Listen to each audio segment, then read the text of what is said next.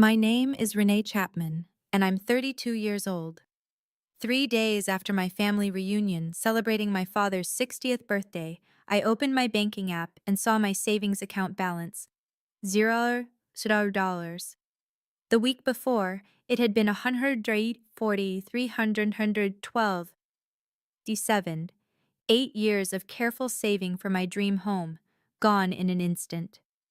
My hands trembled as I called the bank. The customer service representative confirmed what I couldn't believe. The transfer had been authorized by Richard Chapman, the co-owner of the account, my father. When I confronted him, he laughed. "We needed it more than you, Renee. You have a stable job. You can earn it back." I felt something inside me snap. Not break, but unlock. My voice was steady when I replied, "Then you won't mind what's coming next." Before I tell you what happened when that doorbell rang, please take a moment to like and subscribe, but only if this story resonates with you. Where are you watching from?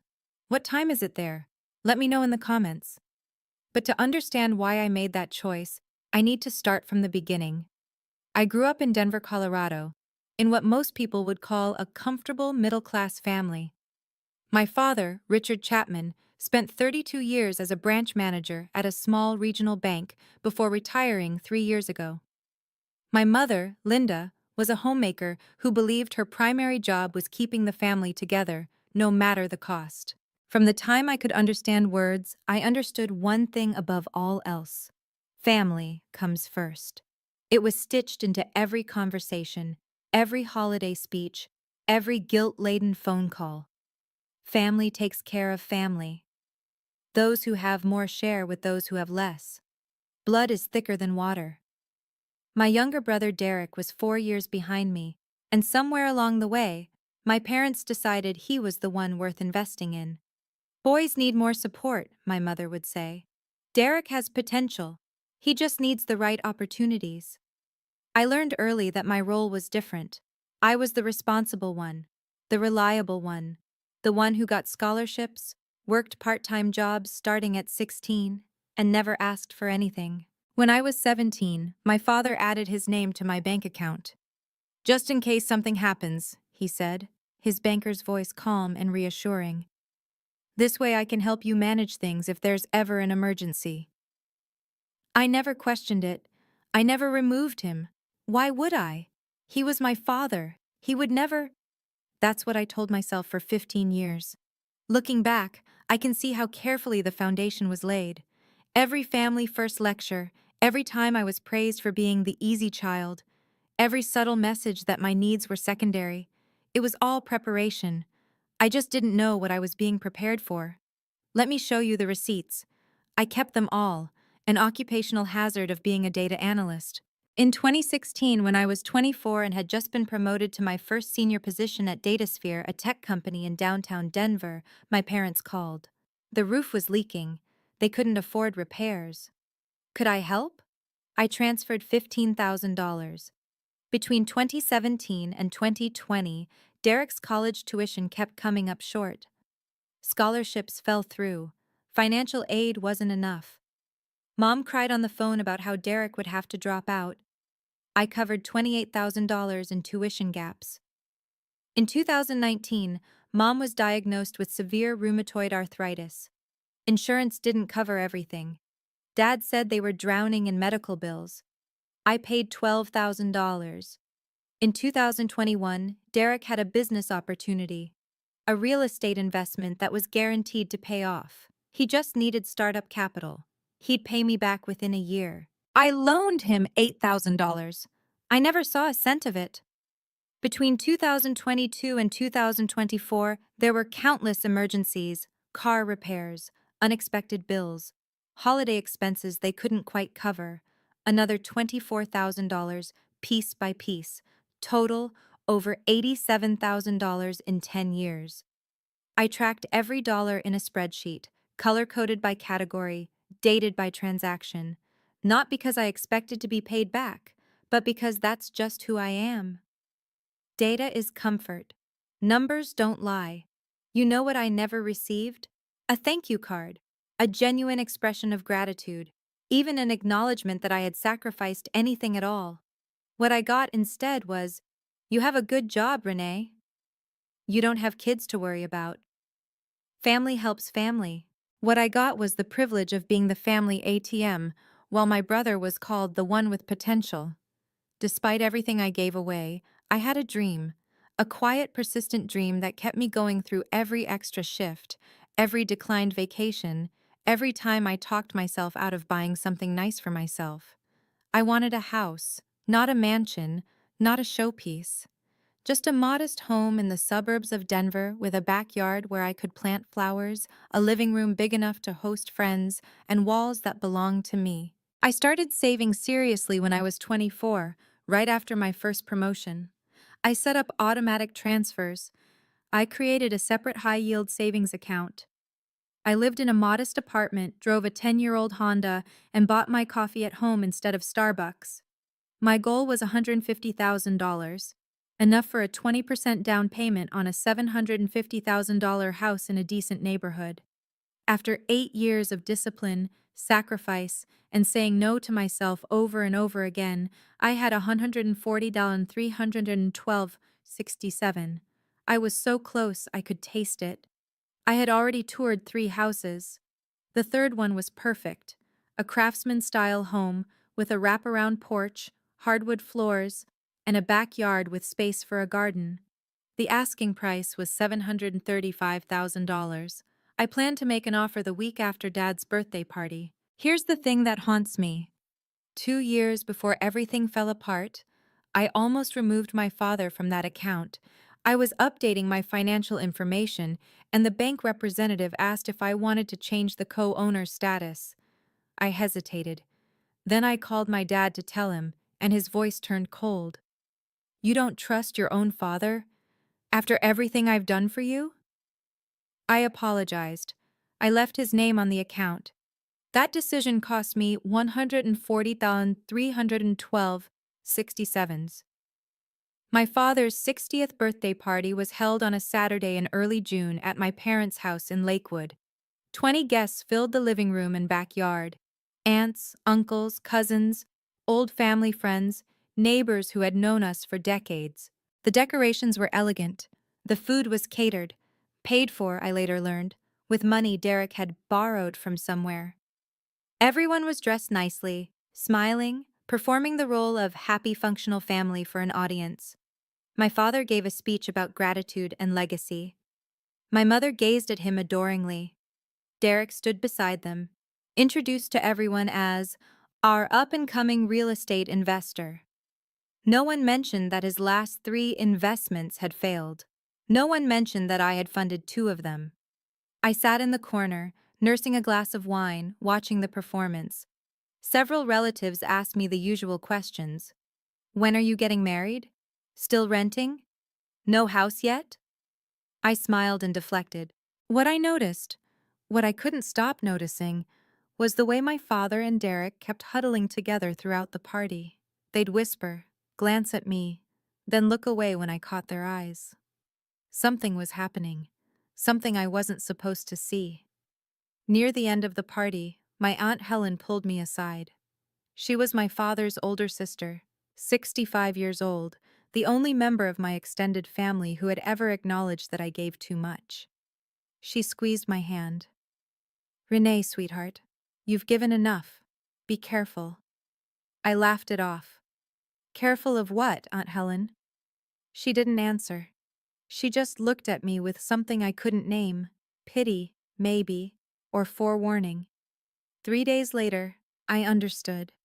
It was a Tuesday morning when my world collapsed. I was at my desk at DataSphere reviewing quarterly analytics reports when my phone buzzed with an email notification. The subject line read, "Transaction Confirmation, Mountain West, Federal." I assumed it was spam. Phishing attempts that mimicked bank communications were common enough. I was about to delete it when something made me pause. The account number in the preview matched mine. I opened my banking app. Savings account. Balance, $0. For a full 30 seconds, I couldn't breathe. I stared at the screen, certain there had been some mistake, a glitch, a display error, something. I called Mountain West Federal's customer service line with shaking hands. The representative was polite, professional, utterly unhelpful in the way only financial institutions can be. Ma'am, I can confirm that a transfer of $140,312.67 was processed yesterday from your savings account to an external account. The transaction was authorized by the co-owner of the account, Mr. Richard Chapman. That's my father. Yes, ma'am. As a joint account holder, he has full authorization to— I didn't approve this transfer. I didn't know about it. A pause. Ma'am, our records show the transaction was confirmed via electronic signature. Would you like me to email you the confirmation documentation? Yes, please. I hung up and sat in my cubicle, staring at nothing. 8 years. 8 years of sacrifice, discipline, and dreaming, transferred away in a single click by the man who was supposed to protect me. The email arrived 3 minutes later. I opened the attachment and saw my name on the electronic signature line, except I had never signed anything. My father hadn't just stolen my money, he had forged my identity to do it. I called my father from the parking garage of my office building. I needed privacy for this conversation. I needed to hear his voice when he explained. He answered on the second ring. Renee, I was expecting your call. No guilt, no hesitation, just calm acknowledgement, like we were discussing the weather. Dad, my voice cracked. The money, my savings, all of it. Yes, I transferred it. Why? He sighed, the way he always did when he thought I was being difficult. Derek was in trouble, Renee. His investment property fell through. He owed the bank $120,000. They were going to foreclose. I had to help him. With my money? Family money, he corrected. I put Derek's future first. I used part of it to pay down his debt and the rest as a down payment on a new apartment for him. A fresh start. That was everything I had. 8 years of saving. I was going to buy a house. And you still can, he interrupted. You have a good job. You're smart. You'll earn it back in no time. Derek doesn't have your advantages. He needs support. I heard my mother's voice in the background. Tell her it's for the family. She'll understand. Renee. My father's tone shifted, becoming the authoritative banker voice I'd known all my life. I raised you for 18 years, fed you, clothed you, paid for your education. This is what family does. We share, we sacrifice. I needed that money more than you did. Something cold and clear settled in my chest. You forged my signature, Dad, on the electronic confirmation. Silence. I didn't approve that transfer. The bank has documentation with my name on it, documentation I never signed. More silence.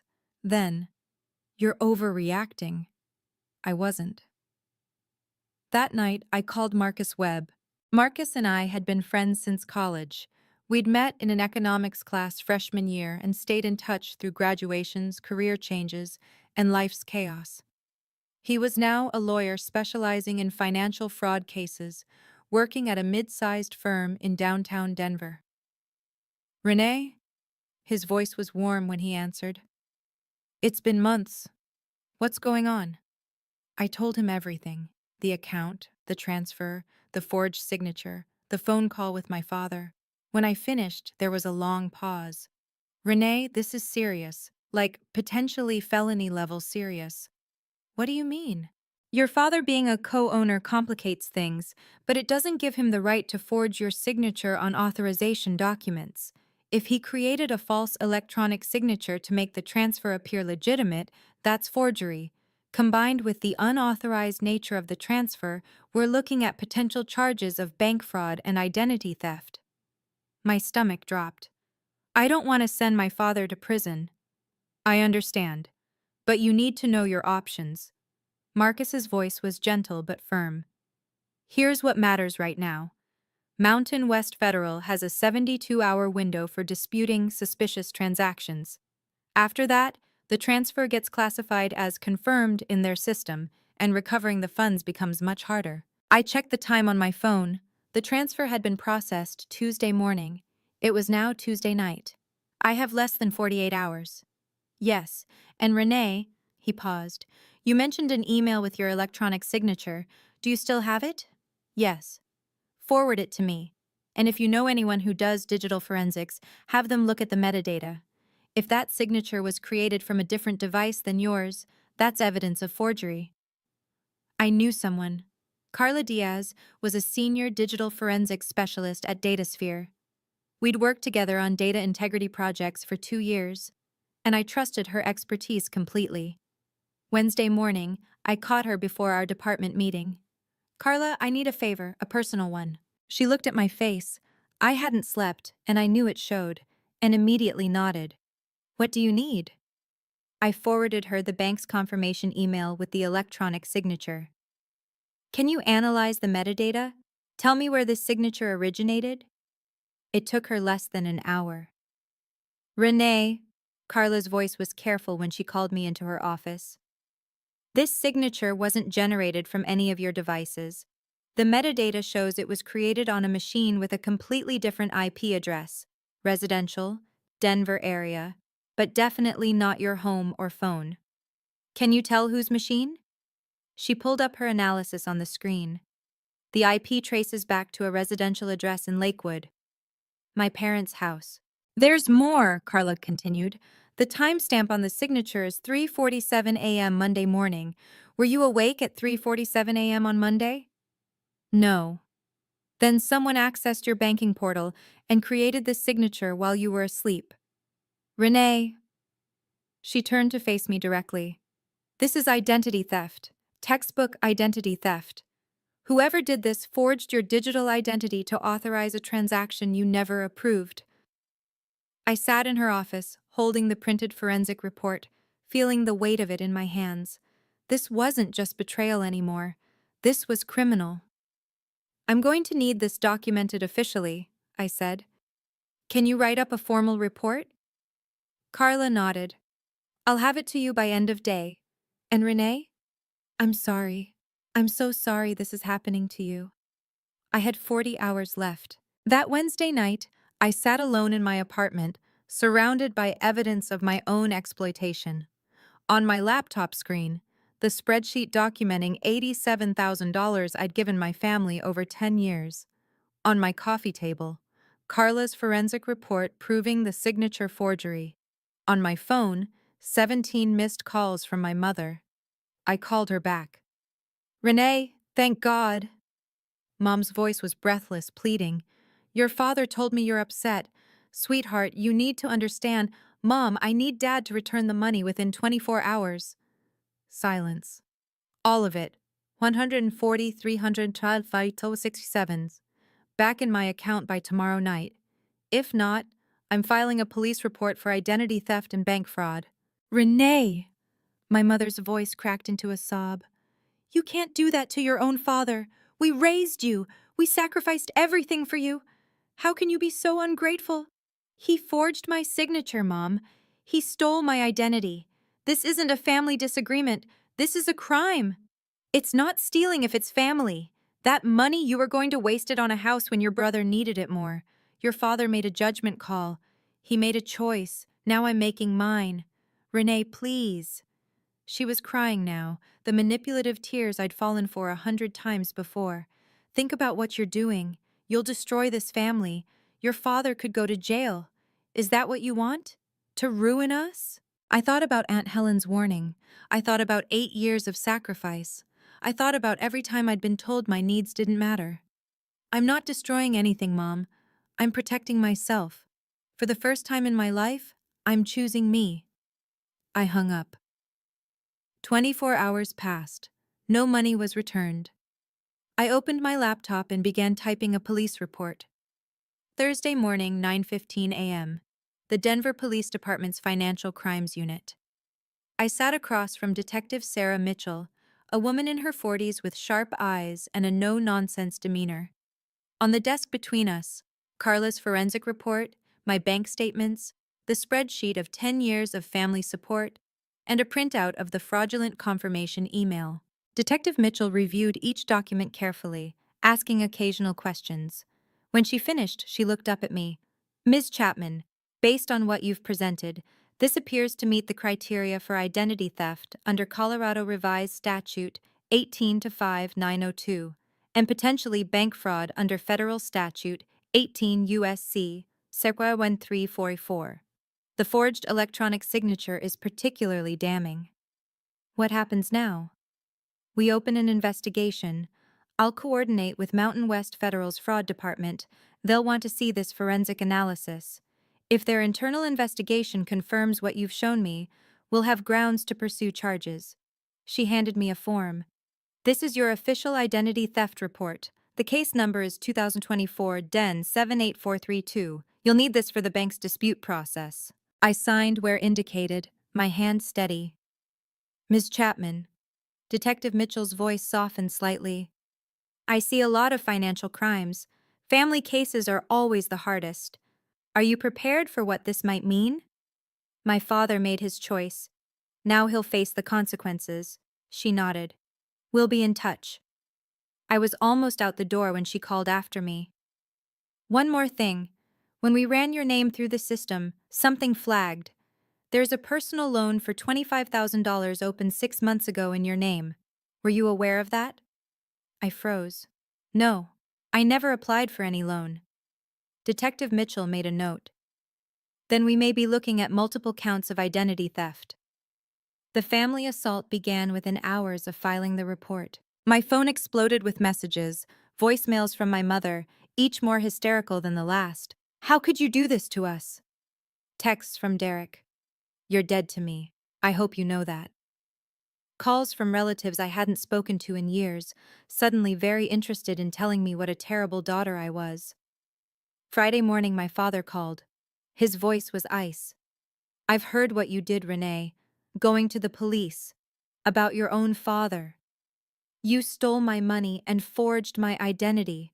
What did you expect? I expected you to be loyal. I expected you to remember who raised you, who fed you, who gave you everything. You gave me guilt and expectations, Dad. I earned everything else myself. You think the police will believe you over me? I was a bank manager for 32 years. I have connections, friends, reputation. I'm just the daughter with forensic proof that you committed identity theft from your own IP address at 3:47 a.m. Silence. I'm giving you one last chance, he finally said. Drop this. Tell the police you made a mistake. We can still fix this as a family. The only thing that needed fixing was my boundaries. Consider them fixed. I hung up. An hour later, my cousin Rachel texted me. Heard about what you did to Uncle Richard. That's cold, Renee. He's family. Then Aunt Patricia. Your mother is devastated. I hope you're happy. Then Uncle Thomas from California. What's this I hear about police? Call me. Only one message stood out, from Aunt Helen. I support you. Stay strong. I saved that one. On Saturday, exactly 1 week after my father's birthday party, I saw the Facebook post. Derek had created an event page. The header image showed a gleaming apartment with floor-to-ceiling windows and a view of downtown Denver. The caption read, Housewarming Party. Come celebrate my new place in Highlands. Saturday, June 15th, 6:00 p.m. Can't wait to show you all what hard work and smart investing can achieve. Hard work. Smart investing. My stomach churned as I scrolled through the guest list. 45 people had RSVP'd. Derek's co-workers, college friends, family members, neighbors. My parents were listed as co-hosts. The apartment address was visible, a trendy complex in the Highlands neighborhood, one of Denver's most desirable areas. I looked up the listing. 2 bedrooms, modern finishes, open floor plan, estimated value, $400,000. The down payment alone would have been at least $80,000. I did the math. My father had transferred $140,312.67 from my account. He said he used part of it to pay down Derek's debt and the rest as a down payment on this apartment.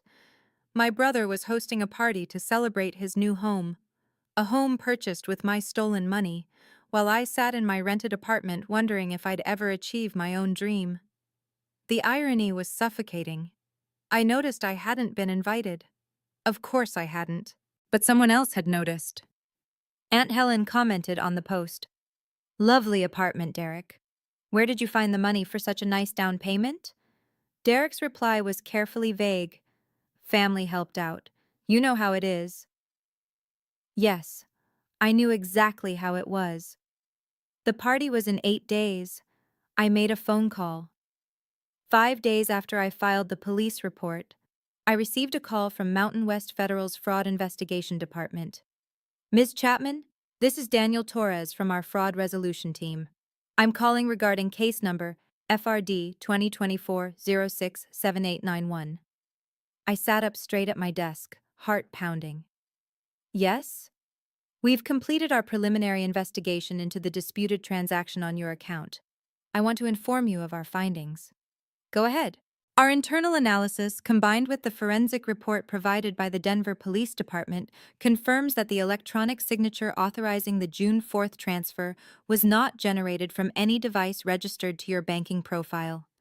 The IP address and device fingerprint match a residential location in Lakewood, Colorado, which our records show is the address of the secondary account holder, Richard Chapman. I exhaled. So you're confirming it was fraudulent? We're confirming that the transaction authorization was created without your knowledge or consent using forged credentials. Under our terms of service and federal banking regulations, this constitutes an unauthorized transaction. What happens now? What? We've frozen the relevant accounts pending criminal investigation. We've also forwarded our findings to the Denver Police Department. Ms. Chapman, his tone shifted, becoming more personal. I've been in fraud investigation for 12 years. Family cases are rare, but they're always the most painful. I'm sorry you're going through this. Thank you. What about my money? Once the criminal investigation reaches a certain threshold, which given the evidence should be soon, we'll begin the process of reversing the fraudulent transaction. You should expect full restitution of $140, 312.67 within 30 to 60 days. I thanked him and hung up, then immediately called Detective Mitchell. The bank confirmed the fraud. What's next? Next, she said, we execute an arrest warrant. Do you have a preference on timing? I did. I thought about Detective Mitchell's question for a long time. The practical choice was clear. Have my father arrested quietly, at home, with minimal witnesses. It would be less dramatic, less painful, less public. The family could manage the narrative. The neighbors might never know. But I kept thinking about that Facebook post. Can't wait to show you all what hard work and smart investing can achieve. I thought about 45 people gathering to celebrate my brother's success. Success built on my stolen savings, my forged identity, my shattered dreams. I thought about my parents standing beside him, proud, smiling, performing happy family while I sat alone in my apartment. They wanted an audience for the lie. Maybe they deserved an audience for the truth. Wednesday night, Aunt Helen called. Renee, honey, I heard about the investigation. How are you holding up? I'm okay, Aunt Helen. I'm just deciding something. The housewarming party is Saturday. Your Uncle Thomas is flying in from California. The whole extended family will be there. Something clicked into place. Everyone will be there to see Derek's big moment. Yes, Richard's been calling everyone, making sure they come. He wants a big show of support. She paused. He's telling everyone you've had a mental breakdown and are making false accusations. He's trying to control the narrative before you can speak. My jaw tightened. Is that so? I thought you should know. Whatever you decide to do, I support you. I thanked her and hung up. Then I called Detective Mitchell. Detective, you asked about timing for the arrest warrant. I have a suggestion. I'm listening.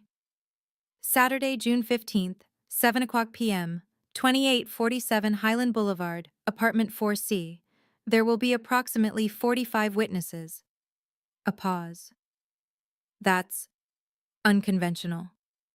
So is stealing from your daughter. Fair point. I'll make it happen. Okay, I need to pause here for a second. If you were in my position, what would you do? Option A. Have the police arrest my father quietly at home, avoid the drama, keep things private. Or option B. Let everything unfold at the housewarming party, in front of 45 witnesses celebrating my brother's success? Drop your answer in the comments, A or B. And if you're still with me, hit that like button so I know you're here. Now, let me tell you what happened next. Saturday, June 15th, 2024. 6:12 p.m. Derek's apartment in the Highlands was everything the Facebook photos promised. Soaring ceilings, designer furniture, a wall of windows showcasing the Denver skyline, catering trays covered the kitchen island. A playlist of upbeat music pulsed through wireless speakers. Congratulations. Balloons floated in clusters near the entrance. 45 guests filled the space, mingling with champagne glasses in hand. Derek's coworkers admired the view. Extended family members exclaimed over the finishes. Friends congratulated him on finally making it. My father stood in the center of the living room holding court. "I've always believed in investing in family," he announced to a cluster of relatives. "When Derek came to me with this opportunity, I knew it was the right move. That's what parents do. We set our children up for success." Murmurs of approval rippled through the group. My mother circulated with a tray of appetizers, beaming. "Isn't this place wonderful? Derek has worked so hard. We're so proud." Derek himself was near the window, accepting praise from two former college roommates. "Yeah, man, it took some strategic planning, but I finally got my feet under me. Real estate is all about timing, you know." Uncle Thomas, newly arrived from California, clapped Derek on the shoulder. "Your dad says you're quite the investor. Impressive, son. Real impressive." Nobody mentioned me. Nobody wondered where I was. Nobody questioned where an unemployed investor with a failed track record suddenly found the resources for a $400,000 apartment in one of Denver's most expensive neighborhoods. Or almost nobody. I spotted Aunt Helen near the kitchen, watching my father's performance with an expression I recognized, the same skepticism she'd shown at the birthday party 3 weeks ago. She checked her watch. 6:47 p.m., 13 minutes. At 6:52 p.m., Aunt Helen made her move. She intercepted Derek as he headed back from the bathroom, cornering him near the hallway where the acoustics carried every word to at least a dozen nearby guests. "Derek, sweetheart." Her voice was pleasant but carried. "This apartment is stunning. What did it cost, if you don't mind me asking?" Derek's smile flickered. "Oh, around 400,000. It was a great deal, actually." "And where did you find the down payment? Last I heard, you were having some trouble with your other properties." Several heads turned. The music suddenly seemed too loud for the silence that was forming. "Dad helped out," Derek said carefully. "You know, family support." "Mm-hmm," Aunt Helen nodded slowly. "And did Renee contribute anything?" Derek's face went pale. "What? No, Renee has nothing to do with this." "Really? Because I spoke to her this week and she mentioned some interesting things about a bank transfer. $140,000, I believe?" The cluster of relatives nearest to them had stopped talking entirely. My mother's smile was frozen in place. My father was pushing through the crowd, his face thunderous. "Helen!" His voice was sharp. "This isn't the time or place." "Isn't it?" Aunt Helen turned to face her brother. "Richard, where did the money for this apartment come from? The truth, please. Your sister is asking." "It's family business. None of your—" "Did you take money from Renee's savings account without her permission?" The room had gone completely silent. 45 pairs of eyes fixed on my father.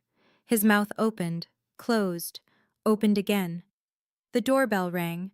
My father's face went white. "That," Aunt Helen said quietly, "would be the police." Derek opened the door. Two uniformed officers stood in the hallway, their postures professional, their expressions grave.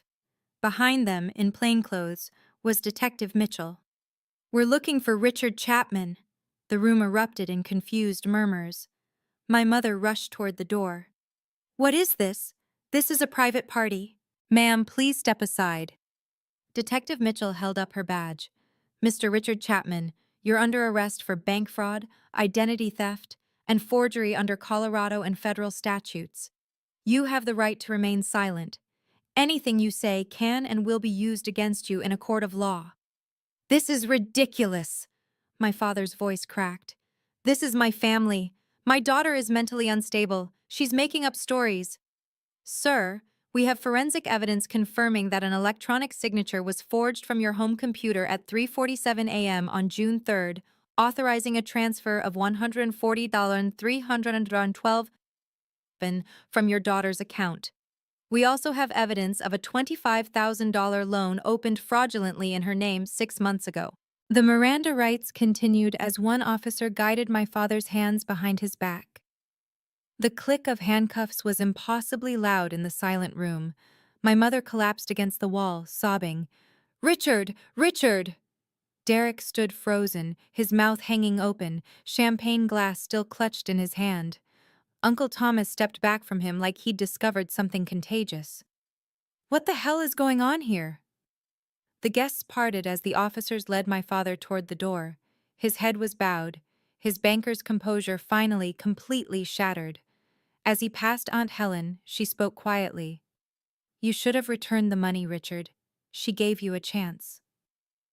The door closed behind them. 45 witnesses stood in absolute silence. Then someone whispered, "He stole from his own daughter?" Detective Mitchell remained after the uniformed officers escorted my father out. She addressed the stunned room with professional calm. "For those who are wondering, Mr. Chapman is accused of stealing $140,312.67 from his daughter's savings account and forging her digital identity to authorize the transfer. Additionally, a fraudulent loan of $25,000 was opened in her name without her knowledge or consent. The down payment for this apartment," she gestured around the room, "came from those stolen funds." Uncle Thomas turned to Derek, his face flushed with anger. "Is this true? This apartment was bought with Renee's money?" I didn't," Derek stammered. "Dad said she agreed. He said she wanted to help." "She filed a police report, Derek." Aunt Helen's voice was sharp. "Does that sound like someone who agreed?" A woman I recognized as one of Derek's co-workers set down her champagne glass. "Wait, so this whole party, we're celebrating an apartment bought with stolen money?" "From his own sister's savings," another guest added, disgust evident in her voice. One by one, people began moving toward the door. A friend of Derek's shook his head as he passed. "Dude, I thought I knew you. This is seriously messed up." Within 15 minutes, 20 guests had left. Those who remained clustered in small groups, whispering, casting looks at Derek and my mother, like they were viewing a car accident. My mother sat on Derek's expensive new couch, mascara streaking down her face. "This can't be happening. This isn't happening." Uncle Thomas approached her, his voice cold. "Linda, did you know about this?" She didn't answer. That was answer enough. "I flew in from California for this." He grabbed his coat. "I'm done with Richard, and I'm done pretending this family isn't rotten." I arrived at 7:45 p.m., after the police had left. The apartment door was still open. No one had thought to close it. I walked through into a scene of devastation. Half-empty champagne glasses abandoned on tables, catering trays untouched, congratulations balloons drifting aimlessly. Perhaps 15 people remained. They turned to stare as I entered. My mother launched herself off the couch. You did this! You destroyed everything!" I held up one hand, and something in my expression stopped her mid-stride. "I didn't destroy anything, Mom. I reported a crime. There's a difference." I set a folder on the kitchen island, the same folder I'd been carrying for 2 weeks. Inside, the spreadsheet documenting $87,000 in support over 10 years, Carla's forensic report, a copy of the police report, bank statements showing the fraudulent transfer. "Uncle Thomas," I turned to face him.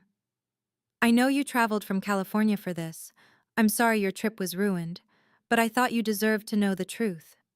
He took the folder, scanning the documents inside. His face shifted from shock to disgust to something like grief. "Renee," his voice was hoarse, "I had no idea. None of us did." "That's what they counted on." Derek finally found his voice. "Renee, you have to understand. Dad said you were okay with it. He said you wanted to help me. I never agreed to anything, Derek. I was asleep when Dad forged my signature at 3:47 in the morning. I found out about the transfer 3 days later, when my account showed $0. I met his eyes. You knew where that money came from. You knew, and you threw a party anyway. He had nothing to say to that. None of them did. The remaining guests dispersed over the next hour. Derek's coworker, Marcus, a different Marcus than my lawyer friend, paused at the door. Derek, I've known you for 3 years. I vouched for you at work. I told people you were a good guy. He shook his head. Don't call me anymore. Two of Derek's college friends left without saying goodbye. One muttered, "Unbelievable," as he passed. A neighbor from my parents' street, Mrs. Patterson, approached my mother on her way out. Linda, I've known your family for 20 years. I never would have believed. She trailed off, unable to finish, and hurried away. By 9 p.m., only family remained. My mother, Derek, Aunt Helen, Uncle Thomas, and me. The apartment that had gleamed with promise 2 hours ago now felt cold and hollow. The champagne had gone flat. The catering was congealing. The congratulations balloons seemed to mock the devastation below them. Derek slumped in a chair by the window, staring at nothing. His success story had evaporated in less than 3 hours. My mother sat rigid on the couch, tear-streaked and silent, stripped of the supportive audience she'd relied on to maintain her denial. Uncle Thomas approached Aunt Helen. You knew about this, didn't you? Before tonight? I suspected. Aunt Helen's voice was tired. I tried to warn Renee years ago. No one wanted to listen. I listened, I said. Eventually. Uncle Thomas turned to me. His eyes were red. Renee, I owe you an apology. When your father called to invite me to this party, he told me you'd been making false accusations. He said you were having mental health issues. I believed him. Most people did. He's very convincing. Not anymore. Uncle Thomas's jaw tightened. He's dead to me. I stood in the center of Derek's apartment, surrounded by the wreckage of his celebration, and spoke the words I should have said years ago. Derek. My brother looked up, hollow-eyed. I want you to understand something. I didn't do this to hurt you. Then why? Because you hurt me. You and Dad. You took my life savings, money I spent 8 years earning, and you used it to buy this apartment. Then you threw a party to celebrate. You posted on Facebook about hard work and smart investing.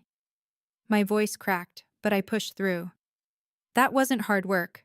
That was theft. Dad said you would understand. Dad lied. To you, to me, to everyone. And you chose to believe him because it was convenient. I turned to my mother, who hadn't moved from the couch. Mom, I'm not going to apologize for what happened tonight. Dad broke the law. He forged my identity. He stole my future. Those are facts, not accusations. He's your father. He's a criminal who happens to be my father. Those two things can both be true. I picked up my folder from the counter. I'm leaving now. I won't be contacting any of you for the foreseeable future. When Dad's case goes to court, I'll do what the prosecutors ask. Beyond that, I have nothing more to say. Derek stood. Renee, wait. We're family. Family doesn't steal from each other, Derek. Family doesn't forge signatures at 3 a.m. Family doesn't throw parties with stolen money. I met his eyes. When you're ready to acknowledge what you did, really acknowledge it, not just make excuses, you can reach out. Until then, this is goodbye. I walked out without looking back. Aunt Helen followed me. Hey, quick pause here. If you've ever had to set a boundary with family, you know how hard that walk to the door feels. Like your legs are made of lead. Like every step is a betrayal of everything you were taught. If this resonates with you, drop a comment telling me about it. I read every single one. And if you want to hear what happened next, with the legal case, with my family, with my dream house, keep watching.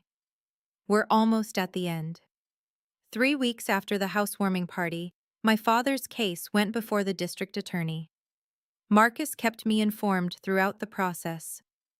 They're charging him with 3 counts: bank fraud under 18 U.S.C. Sapphire 1344, identity theft under 18 U.S.C. Sartor 1N28, and forgery under Colorado state law. The federal charges alone could mean up to 30 years. My stomach dropped. 30 years? That's the maximum. Given his age, clean record, and the family context, the DA is offering a plea deal: 18 months probation, 200 hours of community service, and full restitution of the stolen funds. And the $25,000 loan? Separate investigation, but the bank has already flagged it as fraudulent. It'll be removed from your credit report within 60 days. In late July, my father accepted the plea deal. I wasn't present for the hearing. I'd been advised that my attendance might complicate matters, but Marcus sent me a text afterward. It's done. He pled guilty. Restitution order signed. 1 week later, 100G40 312.67 appeared in my new bank account. The account was in my name only. No co-owners, no exceptions. The money felt different now. Heavier. I'd earned it twice. Once through years of work, and again through the hardest fight of my life. But the numbers were real. The balance was restored. The fraud had been documented, prosecuted, and resolved through proper legal channels. I called Mountain West Federal to close my old account permanently. "Are you sure, Ms. Chapman?" the representative asked. "This account has been open since you were 17. "I'm sure. That account was never really mine." "I understand. Is there anything else we can help you with today?" I thought about it. "Yes. I'd like information about your mortgage pre-approval process." The social consequences fell like dominoes. Derek was forced to sell the Highlands apartment within 2 months. The market had softened, buyers were scarce, and the circumstances of his investment success had become local gossip. He sold at a loss of $35,000, money he didn't have, debt he couldn't escape. His real estate career, such as it was, collapsed entirely. Word spread among Denver's small investor community. "That's the guy who used his sister's stolen savings." Doors closed. Phone calls went unreturned. My mother retreated into isolation. Her church friends, her book club, her neighborhood coffee group, all of them had seen the news, heard the whispers, put together the pieces. She stopped attending Sunday services, stopped hosting, stopped answering the door. Uncle Thomas kept his word. He cut off all contact with my father, unfriending him on every platform, declining every call. When my mother tried to reach out, he sent a single text. "You knew, Linda. You knew and you did nothing. I have nothing to say to you." The extended family fractured along predictable lines. 12 relatives, aunts, uncles, cousins, formally distanced themselves from my parents. A few sent me private messages of support, others simply went silent. Aunt Helen told me about a confrontation at a family funeral 2 months later. "Your father tried to attend. Your Uncle Thomas blocked him at the door, told him he wasn't welcome." It was the first time I've ever seen Richard cry. I felt nothing when she told me this. No satisfaction, no vindication. Just a hollow acknowledgement that actions have consequences, and some consequences can't be walked back. "Does it feel like enough?" Aunt Helen asked. "It feels like reality," I said. "That's all I ever wanted." In the weeks after the arrest, something unexpected happened. I started receiving messages from strangers. Carla had shared my story, anonymized, of course, in an online support group for identity theft victims. The response was overwhelming. "This happened to me too. My mother opened 6 credit cards in my name. Reading your story gave me the courage to report it. I've been paying off my brother's loans for 12 years. I thought I was the only one stupid enough to fall for it. Thank you for showing me I'm not alone." My dad told me family doesn't keep score when he asked me to co-sign his mortgage. Now I'm in $80,000 of debt and he won't return my calls. How did you find the strength to fight back? I responded to every message. Some people needed resources, lawyer referrals, fraud reporting procedures, credit repair steps. Others just needed to know that someone understood. At Datasphere, Word had spread among my colleagues. People I'd barely spoken to stopped by my desk with words of encouragement. My manager, Janet, called me into her office one afternoon. "Renee, I heard about what happened with your family. I want you to know, what you did took incredible courage. Most people would have just let it go, kept the peace. You didn't." "I couldn't," I said. "Not this time." "Well, I admire you for it. And if you ever need time off, for court appearances, for therapy, for anything, it's yours. No questions asked." Aunt Helen became my weekly dinner companion. Every Sunday, she'd come over with a bottle of wine and a listening ear. "You know," she told me once, "your grandmother did something similar to me 40 years ago. I never had the courage to fight back. I'm proud of you for having what I didn't." In September, 2 months after my father's sentencing, a handwritten letter arrived at my apartment. The return address was my parents' house. The handwriting was my mother's. I opened it at my kitchen table, already bracing for what I'd find. "Dear Renee, your father and I have had time to think about everything that happened. I want you to know that I'm sorry if you felt hurt by our actions. Families should support each other. And I understand now that things didn't go the way you expected. Your father only wanted to help Derek. He's always been a good provider, and his instincts have always been to put family first. Sometimes that means making hard choices that not everyone understands. I'm asking you, as your mother, to consider forgiveness. Holding on to anger only hurts you. The Bible says we must forgive 70 times 7, and I believe that applies to family most of all. Please come home. We can work through this together. We're still your parents and we still love you. Mom." I read the letter 3 times. I noticed what was missing. Any acknowledgement that what they did was wrong. Any acceptance of responsibility. Any recognition that helping Derek had meant stealing my life savings and forging my identity. "I'm sorry if you felt hurt" isn't an apology. It's a deflection. I wrote back the next day. "Mom, thank you for reaching out. However, I can't return to a relationship where my boundaries are not respected and my harm is not acknowledged. Dad didn't just make hard choices, he committed crimes, crimes he pled guilty to in a court of law. When you're ready to acknowledge that clearly, without deflection, I'm willing to talk. Until then, please respect my need for space. Renee." I didn't hear back. In October, Derek reached out. His email was shorter than my mother's letter, and at first glance, seemed more genuine. "Renee, I know I screwed up. I want to make things right. Can we meet for coffee? Please. Just hear me out." Against my better judgment, I agreed. I chose a busy coffee shop downtown, public, neutral, with plenty of witnesses in case things went sideways. Derek looked diminished when he arrived. The confident real estate investor persona was gone, replaced by something smaller, grayer. He'd lost weight. His clothes looked slept in. "Thanks for coming." He sat across from me, hands wrapped around a cup he wasn't drinking. "I know I don't deserve it." "You're right. You don't. I want to apologize. Really apologize. What Dad did, what we did, was wrong. I should have questioned where that money came from. I should have—" "You did question it, Derek. And then you decided the answer didn't matter because you were getting what you wanted." He flinched. "That's fair." "I didn't come here for fairness. I came to see what you actually wanted." A long pause, then quietly. "Dad's probation is making things hard for him. He can't travel for work, can't— Derek.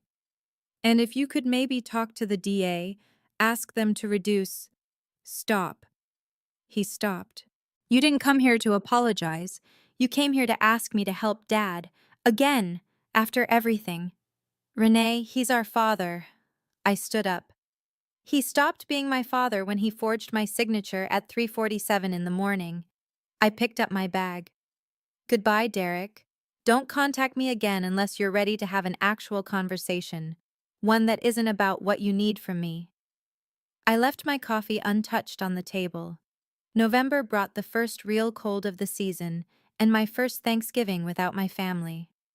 Aunt Helen invited me to her house, a cozy craftsman in the Berkeley neighborhood. When I arrived, the table was set for two, simple, elegant, with candles flickering in the fading afternoon light. "I hope you like turkey," she said, pulling me into a hug. I made too much, as always. Over dinner, we talked about everything except my parents, her garden, my work, the book club she'd recently joined. Normal things, peaceful things. It wasn't until dessert that she brought it up. "You know, Renee, I was your age when something similar happened to me." I looked up from my pie. "You mentioned that once. With your mother?" Aunt Helen nodded slowly. "My mother, your grandmother, opened a credit card in my name when I was 23, maxed it out. I didn't find out until I tried to buy my first car and was denied for bad credit." "What did you do?" "Nothing." Her voice was heavy with old regret. "I was too scared. Too trained to keep the peace. I spent 8 years paying off a debt that was never mine, and I never said a word about it." "That's not your fault?" "No, but it is my lesson." She reached across the table and squeezed my hand. "What you did, Renee, standing up, filing that report, demanding accountability, that's what I should have done 40 years ago. I didn't have the courage. You do." I felt tears threatening. "Sometimes I wonder if I did the right thing." "You did." Her voice was firm. "Protecting yourself isn't betrayal, it's survival. And family, real family, is the people who love you enough to want you to survive." I squeezed her hand back. "Thanks for being real family, Aunt Helen." 6 months after my father's arrest, I signed the papers for my new house. It wasn't the craftsman I'd originally dreamed of, that one had sold months earlier while I was fighting for my stolen savings. But the house I found was better. A charming split level in Littleton with a wraparound porch, a renovated kitchen, and a backyard big enough for the garden I'd always wanted. Purchase price? $735,000. Down payment? $147,000. My recovered savings, plus 6 months of additional contributions. The closing was held on a Thursday afternoon in December. I sat at a conference table surrounded by lawyers, real estate agents, and mortgage officers, signing document after document, watching the stack of papers grow. When it was done, when the final signature was placed and the keys were handed over, I sat in my car outside the title company and cried. Not from sadness, from release. 8 years of saving. A devastating betrayal. A legal battle. A family shattered. And at the end of it all, a house. My house. In my name only. I drove to the property that evening. The moving truck wouldn't come until the weekend, so the house was empty, echoing with possibility instead of furniture. I walked through each room, running my fingers along the walls, memorizing the spaces that were finally, entirely mine. The backyard was brown with winter dormancy, but I could already see where the flower beds would go. Where I'd plant tomatoes in the spring, where I'd set up a small table for morning coffee. The doorbell rang. Aunt Helen stood on the porch, holding a pot of red roses. "Housewarming gift," she said, her eyes bright with tears. "For your garden." I pulled her into a hug so tight neither of us could breathe. "Welcome home, sweetheart," she whispered. I was home. I'm writing this from the porch of my new house, 6 months after moving in. The garden is thriving. Aunt Helen's roses bloomed in May, deep red against the green of the lawn. The tomatoes I planted are producing more than I can eat, so I've started bringing extras to my neighbors. I've made peace with the shape of my family now. It's smaller than it used to be, but it's honest. My father completed his community service. He's still on probation. From what Aunt Helen tells me, he's aged dramatically since the arrest. My mother has stopped reaching out. Derek sent one more email, which I deleted without reading. I'm not angry at them anymore. Anger requires energy, and I've chosen to spend my energy on things that matter. My work, my home, my relationships with people who value me, but I'm also not waiting for them to change. I used to believe that loving family meant sacrificing everything: my savings, my dreams, my boundaries. I thought saying no was the same as saying, I don't love you. I was wrong. Real love doesn't require self-destruction. Real family doesn't exploit your loyalty. And setting boundaries isn't betrayal. It's the foundation of every healthy relationship. I don't know if my parents will ever understand that. I don't know if Derek will ever grow into the kind of person who can take responsibility for his choices. But I know this: I'm not responsible for their understanding. I'm only responsible for my own integrity, my own healing, my own life. And for the first time in 32 years, that life belongs entirely to me. I close my journal and look out at the sunset turning my garden gold. I chose myself. Finally. It was the hardest thing I ever did. It was worth it. Hey, before we wrap up, I want to step back and share some perspective on what we just witnessed. From a psychological standpoint, Renee's story is a textbook example of financial enmeshment, a dynamic where family members treat one person's resources as communal property, regardless of consent. The phrases "family helps family" and "you have a stable job" weren't expressions of love. They were tools of control. Here's what Renee taught us: setting boundaries isn't selfish, it's necessary. You're not obligated to destroy your future to maintain someone else's comfort. Forgiveness doesn't require reconciliation. And sometimes, choosing yourself means letting go of people who only valued what you could give them. If you're watching this and something resonated, if you've been the family ATM, the reliable one, the one who always gives, please know you deserve better. Your loyalty is precious. Don't spend it on people who treat it as obligation. Thank you for staying until the end of Renee's story. If this video made you feel seen or gave you permission to set a boundary you've been avoiding, drop a comment and tell me about it. I read every single one. Don't forget to subscribe and hit that notification bell for more stories like this. And if you're hungry for more, check out the video linked in the description. I think you'll love it. Until next time, protect your peace.